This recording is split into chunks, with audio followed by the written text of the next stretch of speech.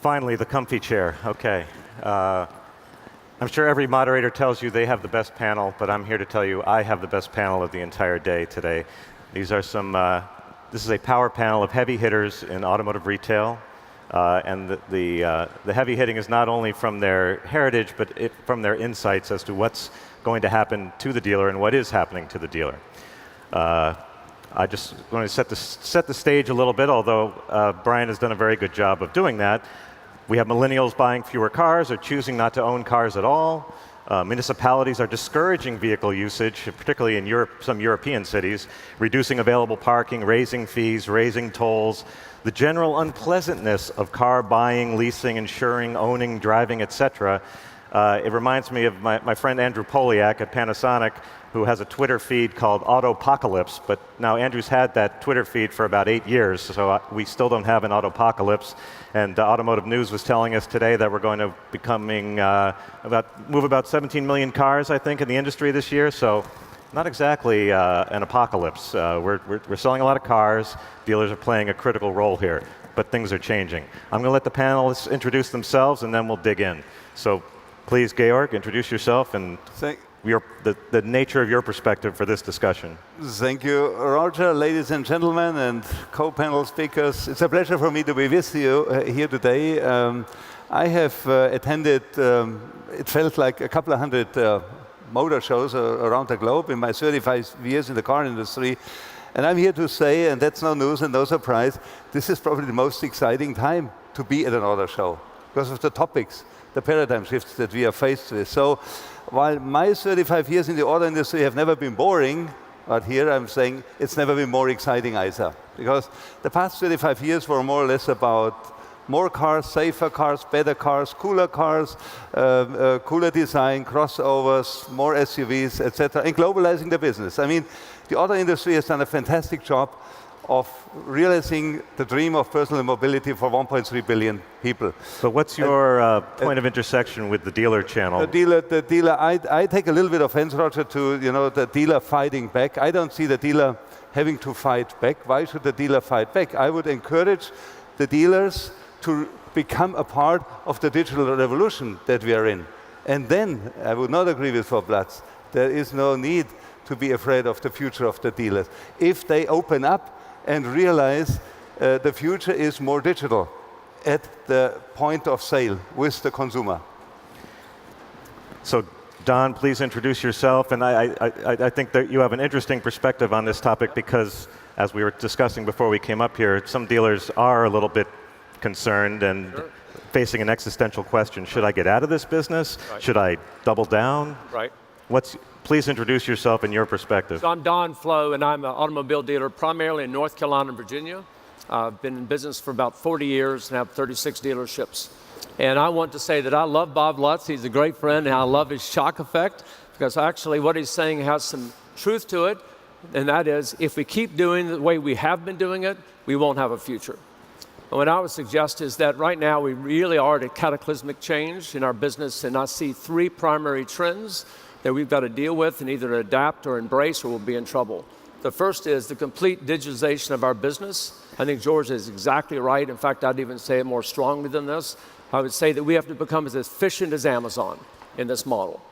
And what that means for me is that the transaction should not take more than 5 minutes. If it takes more than 5 minutes, we're not in the right kind of business anymore. And we need to bring technology into our space to be able to do that. So are you delivering that today, 5 minutes? So we can't because we don't have technology partners who will fully allow it. We put all the processes in place to be able to do that. Our prices are all, fully transparent online. We have an appraisal process that's about 5 minutes long now, and a finance process is about 15. But we think we can take that down almost to real time. Has anybody here bought a car in 5 minutes? No. I didn't think Nobody so. has. Oh, really? a couple people. Although George is about to do that. George is doing that right now. And I'll tell you that that's the first movement, but that's only a first step. Because what that means is we'll finally be able to have technology driving processes in our business. Previously, we just had people changing business. And what that'll do, I think, is allow us to move to what I would call optimization and personalization in our business, which means that we'll be able to bring the right car at the right time for a person using artificial intelligence and predictive analytics and using connectivity in the car. We're going to need all that because the amount of gross profit is going to diminish per person, per vehicle, per VIN in our business. So customer retention in the United States for retailers is about 45 to 47%. We need to move that to 60, 70, 80%. There's a chance for us to do that, but we have to reimagine ourselves. And then the last thing I expect to happen is to see a decoupling between usage and ownership. We might think about that as a star exploding with a lot of alternatives in the marketplace, where we envision people taking cars and keeping them for switching and flipping out in terms of what happens with shared ownership, the subscription model. We're doing that in our company now. We've been doing it for a year. We also see folks wanting to access specific cars for specific points of time. There's a lot of models in the side of that once we begin to imagine ourselves like that, we'll move from being just car dealers and retailers to integrated transportation service providers. We'll be hubs that offer a completely different point of view. And yes, Bob Lutz is right. If I keep doing it like I've been doing, I don't have a future. But if I can move towards that model, we really will have a meaningful future. But please clarify, because I think you interact with a lot of dealers across the country, that there is a severe level of trepidation about the idea of people not owning cars. Did you say people aren't going to own cars, Don? Yeah, I say in each one of those areas there's lots of trepidation. There's great trepidation about what will happen if I go digital. Do I lose control of the entire process? There's a great concern about that. But once you go test it and you learn, you can live with that. You can manage that. But in terms of ownership, look, we're already doing that with the leasing. You don't own the car when you lease the car. It's just a more imaginative use of that, and particularly allows us to connect customers to the passion of a car again. You know, think about this in our world today.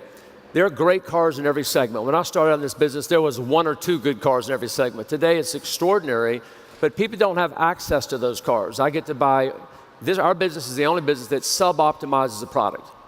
So I'd love to have a SUV in the wintertime, a convertible in the summertime. We don't do that with clothes. We wear the right clothes for the right occasion. But with cars, what do? We buy one car and have to stick with it. So our belief is that we're going to have to figure out how to have people have access to cars so that they can have access to all the really cool cars that Audi creates today instead of just buying one car along the way.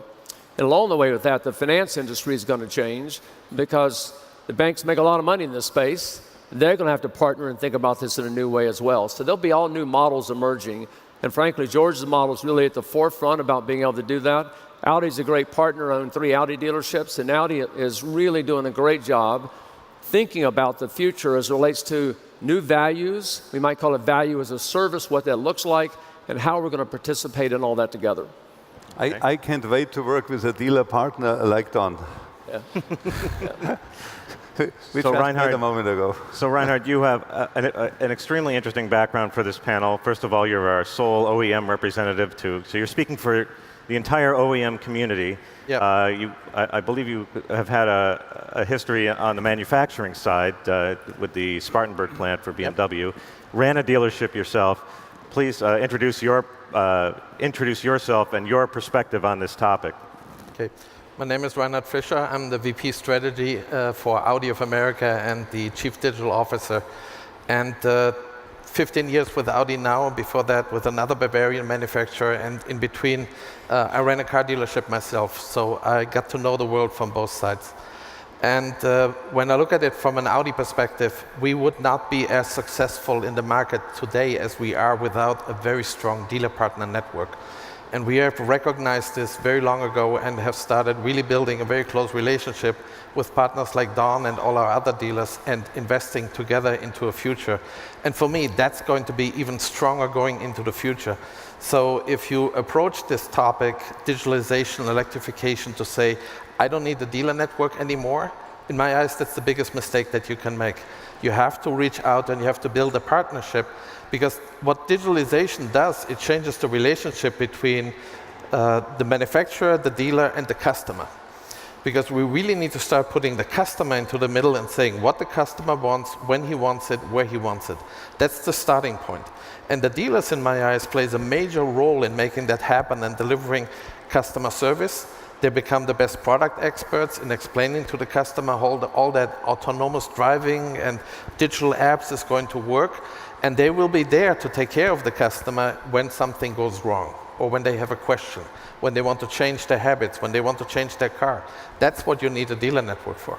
So I Audi is in a unique position to use digitalization or Digitalisierung to give the dealer tools to modify their business and create closer customer relationships. I want you to expand on that a little bit because I think historically there's been somewhat of an antagonistic relationship between the car companies and the dealers. Is there an opportunity here to fix that? And maybe if you could just speak about how Audi may be doing that. Absolutely. So if we continue the discussion, who owns the customer? Is it the dealer, is it the manufacturer? We're missing the central point. The customer owns us. So it's the other way around. Okay. And in my eyes, and I wish we had all dealers like Don. That would be fantastic. But the dealer network is very good, and we're working very closely with them in changing that relationship, because the connected car will give us as the OEM insights into what the customer is doing with the car, that if we don't share this with our dealers and we don't work together as a partner, we might send exactly the wrong messages.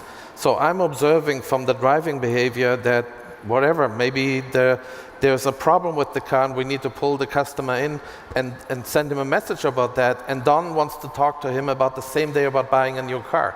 The customer is going to be confused.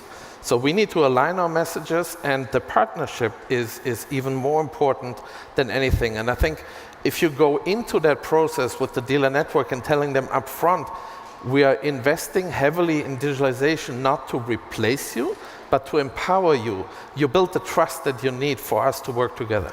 But I understand from reading the stories in Automotive News about Silver Car and dealerware that this is not an easy proposition. This is a dealer-by-dealer exercise, each dealer having a different thought process, right? This is going digital is hard. Absolutely, and that's a fight one by one, or a discussion one by one. But that's why we have an organization that its only job is to go out and deal with the dealers and explain to them what we're doing. And why does it make sense that Audi invested into a rental car company and that this is not a competition? Because when dealers talk to me about them, I tell them, this is the best test drive program we ever did. We have about 1,500 customers right now who are test driving an Audi every day. And then when they drove the car and they bring it back, because we own Silver Car now, we sent them a follow-up and saying, hey, you experienced a fantastic product. How about you come in and test drive the one that you like? So it's positioning, it's transparency, it's trust between the manufacturer and the dealer network, that we don't do this behind their back, but we do it together. Now, there's a little bit of an elephant in the room that I want to get each of your perspectives on before we run out of time, and that is the idea of the subscription car. So, Georg, I think you have some thoughts on this. What's your perspective on this subscription model, one price that covers everything, hopefully makes it easier to close a deal and make it more a flexible ownership experience? Yeah, I think that's what we are moving towards, flexible ownership. Let's face it, let's just take a look at the US used car market. The 38 million cars, revenues of 740 billion. 60% of those are financed with a loan of 60 or 72 months. I mean, that is at best antiquated, or could say out of the dark ages. It's getting longer There's and no longer. flexibility. So the point is, in today's time and age, when, particularly for the millennials, but not only, they hate commitment. That's a reality. I mean, a 2-year commitment on a cell phone is way too long. So flexible ownership, we believe at FAIR is the way to go, and an improvement that goes along with it, hand in hand, in the entire process. Those are the two greatest pain points. And are customers ready for this? How are customers reacting to this? Because like everything at the dealership, things need to be explained. Well, honestly, customers initially, they are in disbelief before they realize, yes, FAIR is a combination of the flexibility of a rental at the low monthly payment of a lease. And in that space between a rental and the flexibility, where you pay a huge amount of money for a couple of weeks or months or so, and the commitment of a 60, 72 months loan or a 4-year lease, there is nothing. And FAIR offers the customer the flexibility to return the car. But lease is a dirty word. This isn't a lease. Right? With the commitment that a lease implies. Leases are what they are. They have served a wonderful purpose in the US auto space for the manufacturers, for the sales company, for the dealers, bring the monthly payment down, more car for the same payment, or same car with a lower payment. I think what they have run out of steam. Has anybody ever tried to get out of an existing lease If anybody has ever tried it, I would say yes, it was a nightmare. And it is. It's almost an insult to the modern-day consumer that it is almost impossible to get out of an existing deal. So flexible ownership is definitely the way to go. At least inexpensively, yes. I have gotten out of it a few, but it cost me a pretty penny. Well, at Fair, flexible ownership means affordable. I mean, on the new car side, subscription-based model, I wish everybody luck on the OEM side, but I believe, I've been talking about this 20 years ago with Mercedes at the time, you know, a cabriolet for the summer and an SUV for the winter. On the new car side, it works only with massive subvention by the OEM or exorbitantly high cost. Yeah. So that's why Fair is starting out of the gate in the used car sector, because that's the critical point when the chunk of severity of depreciation is already absorbed, and then you can bring the monthly payment down to an affordable, reasonable, and fair level. Well, it's like Don's talking about the right car for the right moment. I mean, my son and his girlfriend finally moved out of the basement. Now we've got a big two-story house, just my wife and I. I wish I could have Flow Automotive solution for swapping that out, but... So we started a program a year ago. We started with 100 customers where they'd enter into a one-year subscription model with us. I mean, a one-month subscription model with us. That's all they commit to. And they can roll and flip their car frequently as they like within that. We want to go through a full year so we can understand all the cycles associated with the season. We also had to recognize, could we actually do this? Did we understand what would people want to drive if they could really drive what they wanted to drive? What about the insurance piece? And then we also went out and negotiated for a year and a half and found an insurance piece that covers the customer in every kind of car they're in. So, and lastly, we had to find out, can we manage depreciation through entire cycles? So we've been through a year with 100 customers, the test base. We're about to expand that now to 200 customers. Take me through a car swap at Flow Automotive. What's involved? So this program is called Drive Flow, and you just go online and you use an app, you get in, you put a $250 deposit, and you put in 1 month, you're out and driving your car. We'll bring a car to you. It's all concierge. We bring a car and pick up your car. You can switch cars as frequently as you like within a pool of cars we have. We have two different levels of cars. One we'll call $65,000 retail, and one about $47,000 retail. And it's one payment, all the prices put inside of, including property tax and your insurance. So you can drop your insurance in the model. So we think there's some people interested in that, and not everybody's interested in that, but there's some. We think there's another price point down, probably we'll call $37,000, $38,000 cars, and matching that we'll call Honda Accords. That's one answer, but there are many other answers inside of that. So if someone travels 3 weeks a month or 2 weeks a month, they don't need a car 2 or 3 times. So how do we manage that? This is just a matter of managing depreciation schedules, looking at pools of assets, and saying I'm basically in the asset management business, but then I'd also be in the customer management business and bring those two together in a new way. And Georg, you're mainly used cars, correct? Right. And used cars. Current model years, 6 years. Yeah. And I can swap between brands at Flow Automotive? So we can swap. Right. We have 20 brands we represent. You can swap within all 20 brands, new vehicles. You can pick out an exciting Audi, or you can go to a Porsche, or you can go to one of those other Bavarian companies and pick out a car from that, because that's what customers told us they'd like to have shots at. But I also would say that I think you'll see manufacturers like Porsche just did come out with their own programs at the dealer level.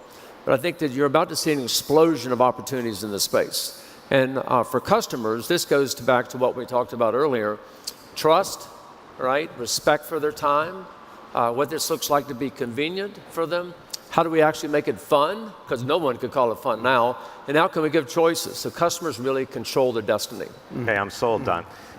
Reinhard, I want to give you the last word here as the OEM representative here. What do you think of the subscription model? Are we moving towards that at Audi? When I talked to Don and we talked about his experiment, the key thing that I took away is that he said it's amazing to see how much these customers talk about their cars, and that program has brought the fun in driving and owning a car back. Also, they don't own a car. And I also agree with Don's point that we have been doing this since many, many years. It's called leasing. Yeah. Because the bank owns the car, not the customer.